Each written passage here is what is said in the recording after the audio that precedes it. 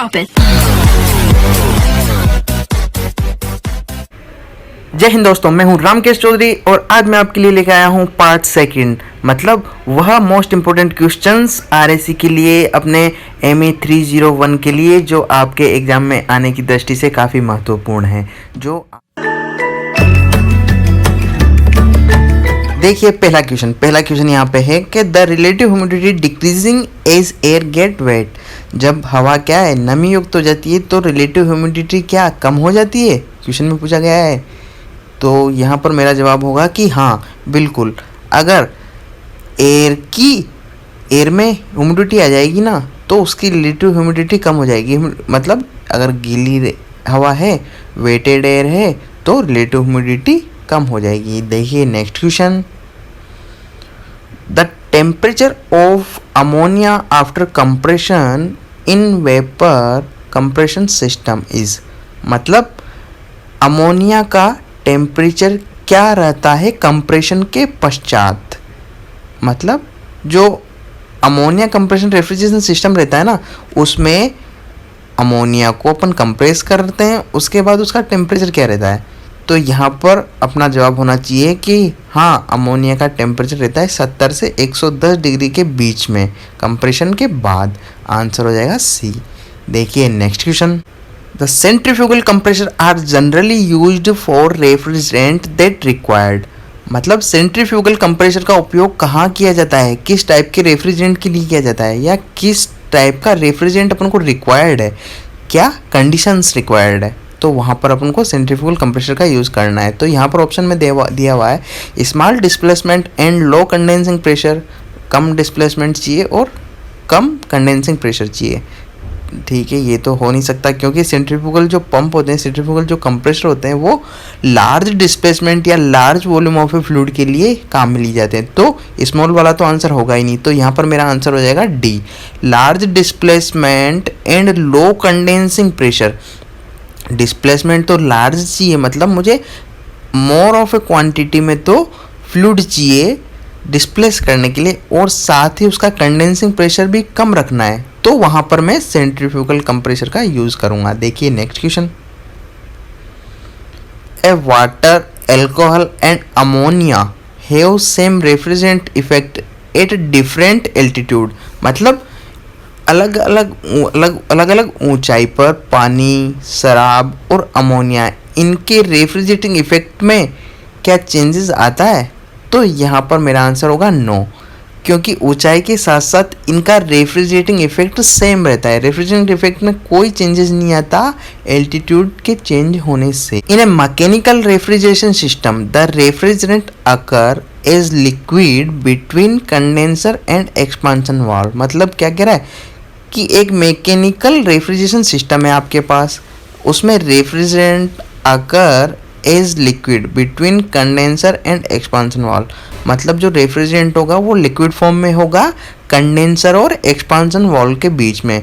बिल्कुल ये वाक्य सही है कि अगर मैकेनिकल रेफ्रिजरेंट कहीं पर लगा हुआ है, मैकेनिकल रेफ्रिजरेशन सिस्टम कहीं पर है, तो वहाँ पर जो रेफ्रिजरेंट होगा वो रेफ्रिजरेंट कंडेंसर से एक्सपांशन वाल्व। कंडेंसर में क्या होता है, कंडेंसर में होता यही है कि वो लिक्विड फॉर्म में आ जाता है, कोई भी रेफ्रिजरेंट हो वो लिक्विड फॉर्म में आ जाता है, और जब तक वो एक्सपांशन वाल्व तक पहुंचता है वहाँ पर लिक्विड फॉर्म में ही रहेगा। तो मेरा आंसर हो जाएगा ए, मतलब यह कथन सत्य है।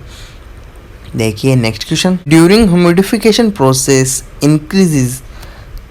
पूछा क्या गया है कि ह्यूमिडिफिकेशन प्रोसेस होती है तो वहाँ पर उस प्रोसेस के बाद क्या इंक्रीज होता है। तो यहाँ पर मैं आपको बताना चाहूँगा कि जो रिलेटिव ह्यूमिडिटी होती है सिस्टम की, वो बढ़ जाती है अगर ह्यूमिडिफिकेशन प्रोसेस हुई होती है। तो यहाँ पर आंसर होगा मेरा बी, कि ह्यूमिडिफिकेशन प्रोसेस के दौरान उसकी रिलेटिव ह्यूमिडिटी भी बढ़ जाती है। देखिए नेक्स्ट क्वेश्चन, देखिए यहाँ पर ये जो क्वेश्चन पूछा गया है, इसमें पूछ रहा है कि the pressure gauge on the discharge side of a refrigerant compressor read too high, the reason will B.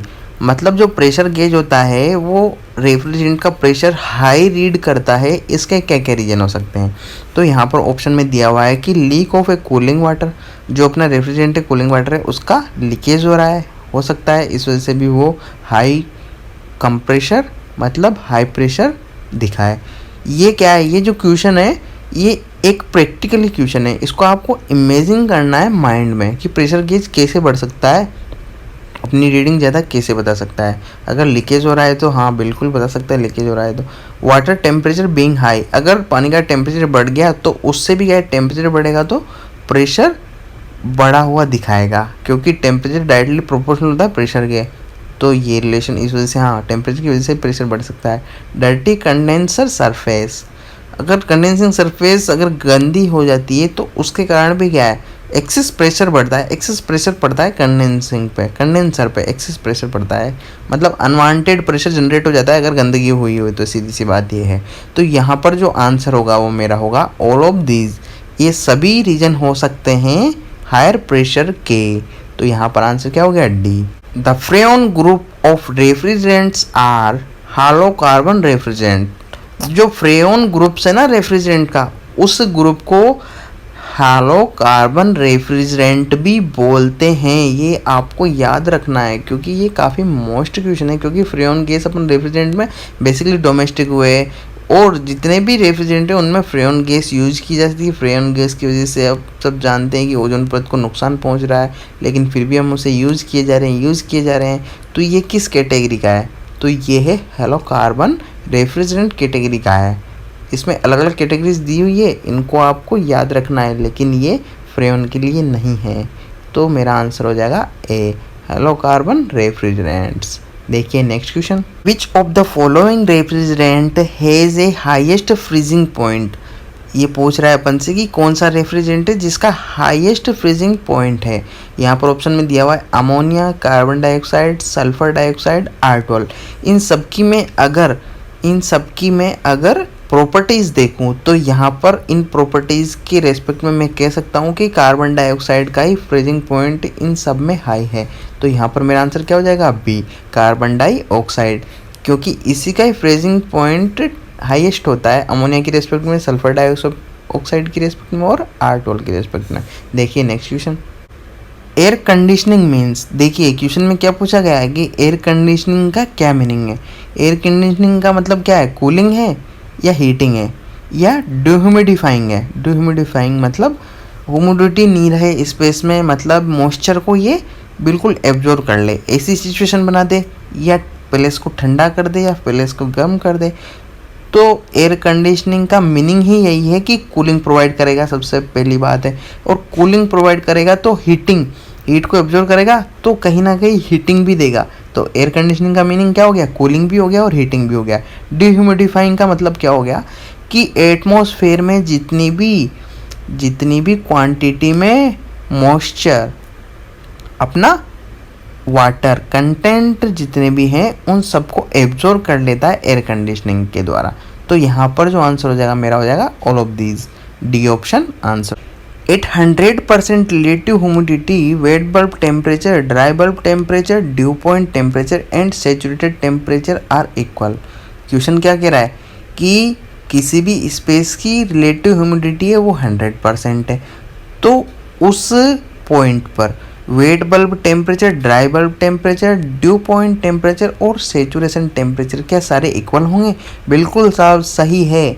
अगर किसी भी स्पेस की रिलेटिव ह्यूमिडिटी 100% है तो वहाँ पर जो होंगे सारे टेम्परेचर सेम होंगे, यही करेक्ट आंसर है।